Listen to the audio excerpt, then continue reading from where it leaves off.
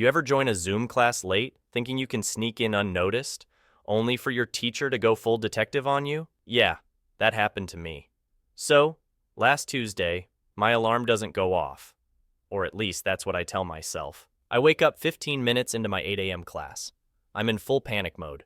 Hair a mess, still wearing my ratty old hoodie with a questionable stain on it. I grab my laptop, dive under my blanket like it's an invisibility cloak, and join the meeting, thinking I'll just blend into the virtual crowd. Nope, the second my name pops up, my teacher stops mid-lecture and says, Mr. Late Arrival, how nice of you to join us. Now, I'm scrambling, trying to come up with an excuse that sounds reasonable, but not too rehearsed. Before I can even unmute, she goes, "So, tell us, what held you up this morning? Enlighten us." In my half-asleep brain, I panic and blurt out, I was helping my grandma fix her Wi-Fi? Like that's a believable excuse at 8 a.m. She doesn't buy it for a second. She goes, "Oh, how noble of you. And what exactly did you do to fix it?" Now the entire class is watching, and I can feel myself spiraling. I double down. I restarted the router? Big mistake. She smiles and says, "Interesting, because last week, when you were late, you said your grandma doesn't have Wi-Fi,